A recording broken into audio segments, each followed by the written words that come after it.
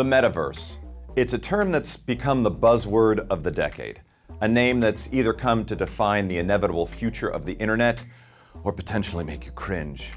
But what is it really? The promise of Web 3, an immersive three-dimensional world, or just more sales and marketing hype? For now, it's safe to say a lot of people are trying to figure this out and make it happen. So we are going to talk to some of them, and we're going to find out how the future is being built. So strap yourself in as we go searching for the future into the verse.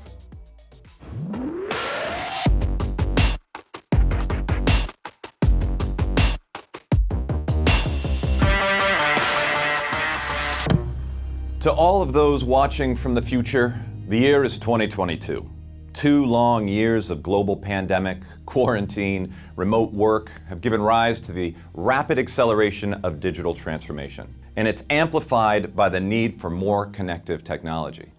But even before the viral superstorm began, the change was being set in motion by the rise of omni-channel experiences, the prominence of e-commerce, and the explosive growth of gaming around the world. Added to this was the growth of popular culture's interest in multiverses. Thank you. And the rise of cryptocurrencies and the social media giant Facebook changing its name to Meta. It was crazy. Facebook is changing its branding with a new name and logo. Starting today, our company is now Meta. The metaverse hasn't just landed in the cultural zeitgeist. The concept is creating new channels, platforms, products, and opportunities as the hottest new tech trend on the planet, as well as an inescapable buzzword, the M word.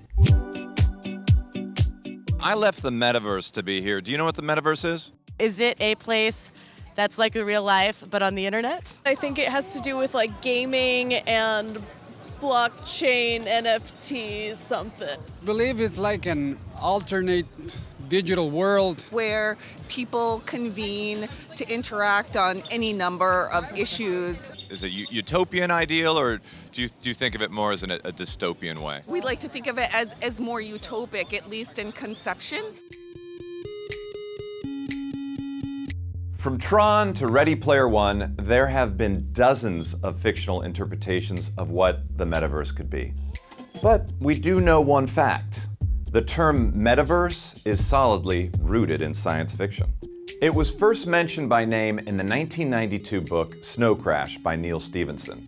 In this groundbreaking novel, the metaverse is a city on a planet of nothingness accessed by a VR headset.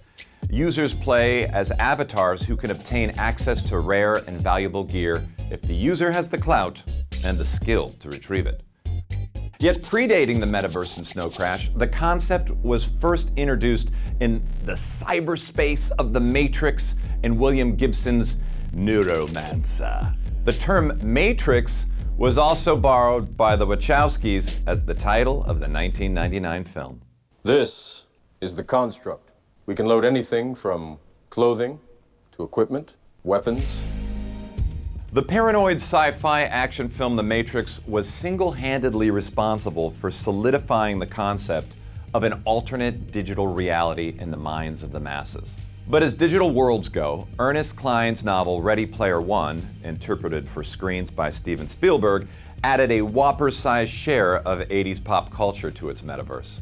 The aptly named Oasis is a paradise for those looking for fun, freedom, and meaning in a dystopian future plagued by poverty, overpopulation, and corporate greed.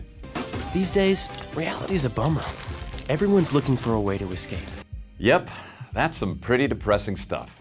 But these verses were also places where people could live entirely different lives that were, in theory, not bound to the constraints of the real world. You could look like or be anyone or anything, go to live in all sorts of different worlds, have superpowers, or access to crazy gadgets, vehicles, and toys. As they say, the limit is truly your own imagination.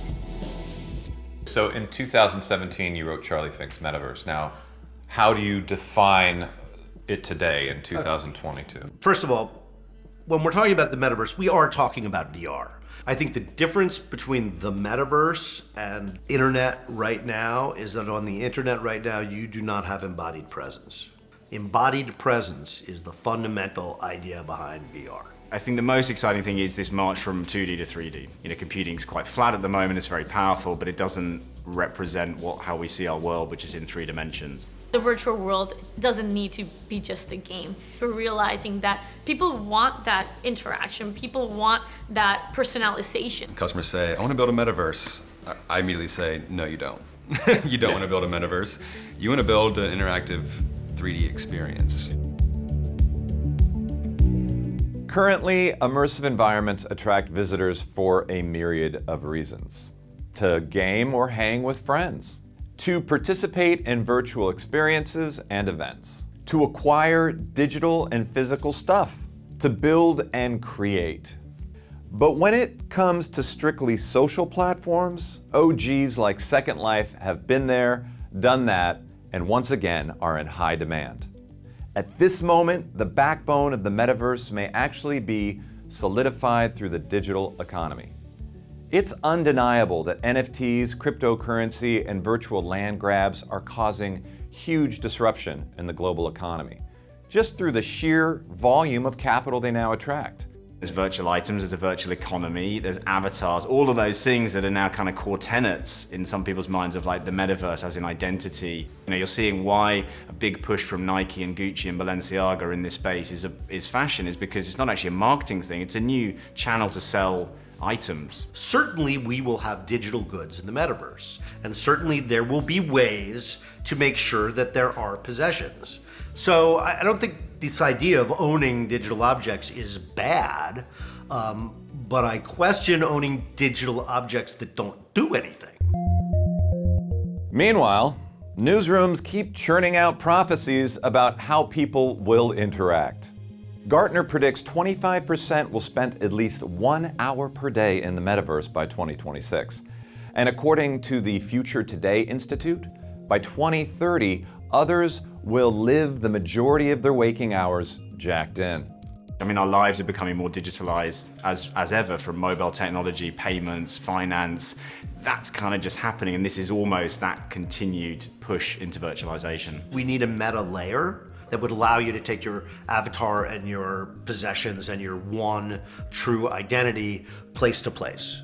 But we're also seeing these massive technology companies that don't want to make it too open. But I think what's nice is the microverses that grow up, and when they get big enough, they will almost demand the decentralization or the interoperability from the larger platforms. But man, that's a challenge. That's a human coordination problem. That's not a technical problem. Yeah.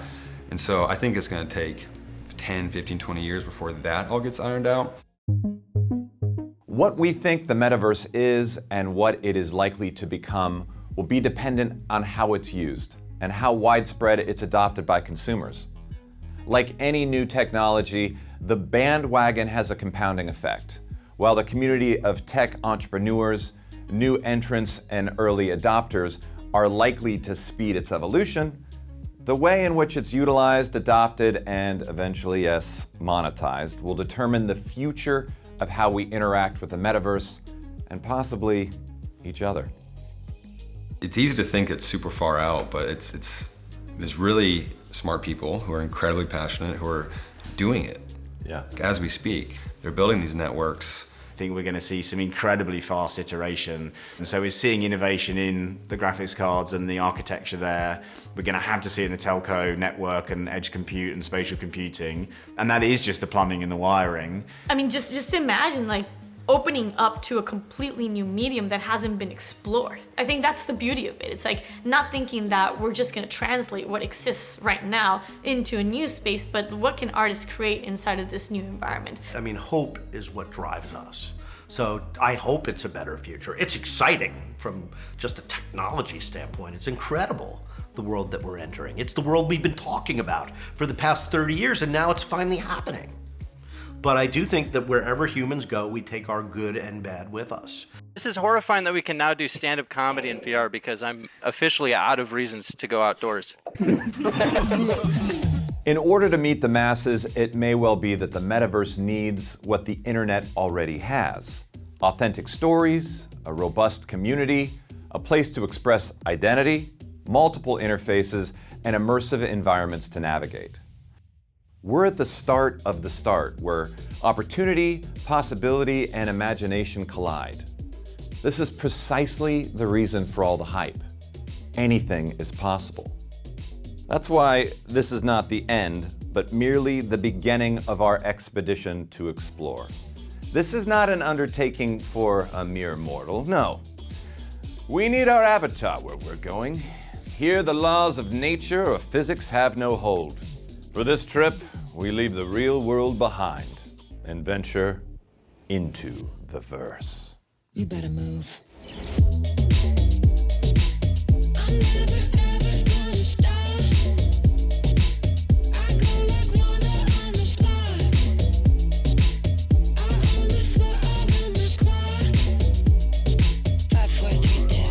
Move.